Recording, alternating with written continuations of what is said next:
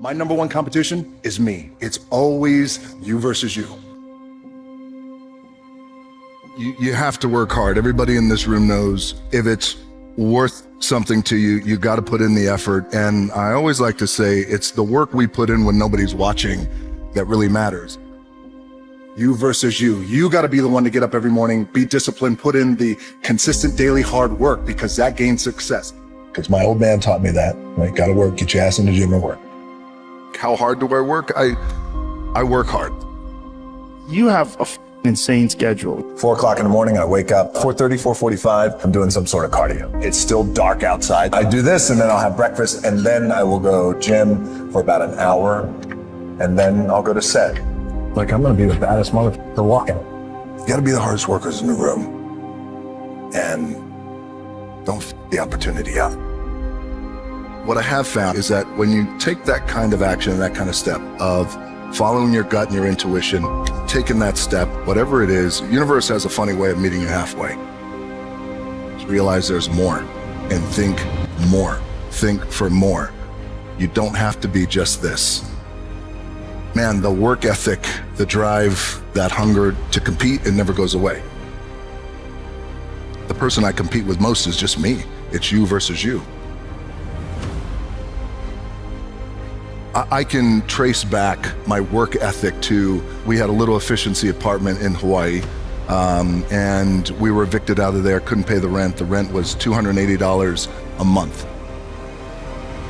We eventually got kicked out. When we got kicked out, I was 15 years old. I'll never forget it. I was standing there at the door. There was the notice. In that moment, I saw my mom crying, and that kind of pain really impacted me. And I thought then, I want to do everything that I can to make sure we never get evicted like this again, and make sure that she's never this upset again. I didn't even know what that meant at 15 years old. It just meant I have to work. I have to work. I have to do something with my own two hands. This is the stuff that you can control. We control the controllables, as we say. The other part is a competitive nature that is in my DNA and it's in my blood, where I love the competition. I love to win, and I also love to learn. I don't say lose, I say I love to learn. So I would say it's a combination of that. For me, the work ethic comes from, I never want to be evicted again. The other side to that is a competitive nature, and that competitive nature, that never goes away. The thing that has worked for me is to remember the hard times. I would remember that, and it allows me then to be present in the moment and understand, holy shit, the stuff I have around me right now, this is the shit that I dreamed of when I was a kid. For me, the drive just comes from wanting to do more. I've gotten really lucky and fortunate over the years to have accomplished what I've been able to accomplish, but again, the hunger doesn't go away. I like to say I got a full plate, but I could always make room for the stuff I love.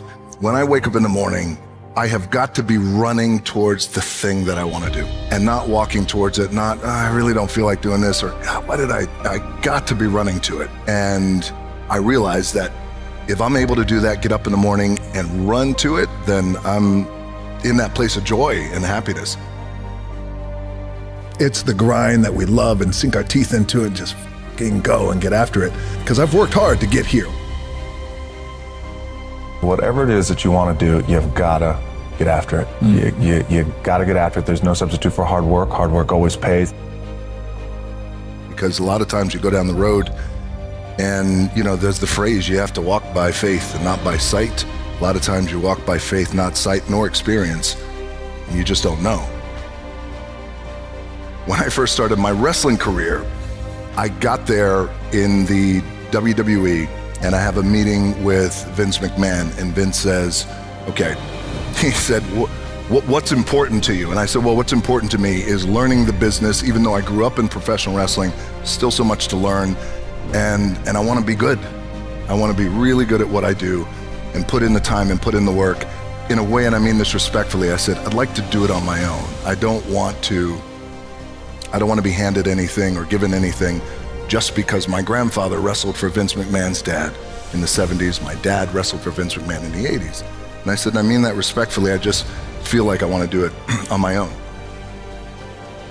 But we all go through our own journey and process. So there's something I think that we all can tap into that becomes our juice and our wiring. For me, you bring up my old man. My dad was a professional wrestler at a time when professional wrestling, I think, wasn't as globally renowned as it is today. My dad was paycheck to paycheck kind of guy, and when I decided to get into professional wrestling, we had the biggest fight about it.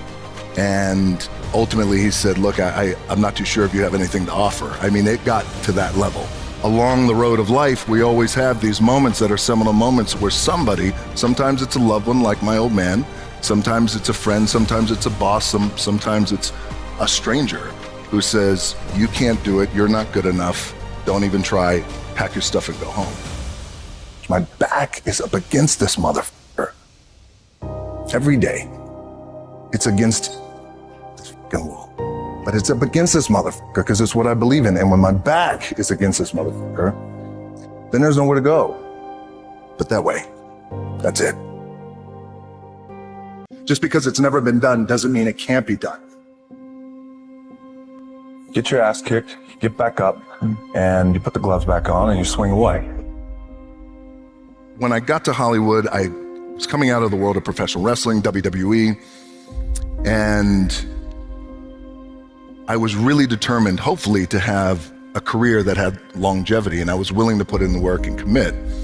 What I realized at that time was there was a lot of naysayers and there was a lot of cynicism as I was getting into Hollywood, and I get it. It was a little tricky because I was coming out of the world of professional wrestling. When I got there, a lot of people around me at that time who were part of my management team said, listen, if you really want to make it in Hollywood, and even those who weren't part of my team, you know, now looking back, I could see the chess that they were trying to play back then. They said, if you really want to make it in Hollywood, then you can't call yourself The Rock. You got to lose weight. Don't talk about wrestling.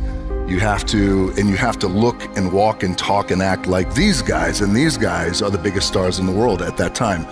Johnny Depp, Will Smith, etc. If you don't know any better, you buy into that stuff like I bought into that back then. But then you start to realize something starts to eat at your gut about, well, this just doesn't feel right because I'm not being authentic, I'm not being myself. So finally, I said, a few years later, I said, I can't do this anymore. I have to be myself. I said, I'd like to have the same career as these guys, only bigger and different, and I mean it respectfully. And they all looked at me like I had three heads. I'm not these guys. I'm not a Johnny Depp. I'm not a Will Smith. I'm not a George Clooney, those guys who were big stars at that time. I'm me, and the most important thing I could be is authentic. And if at least I fail, then I fail being myself. So I got to be me.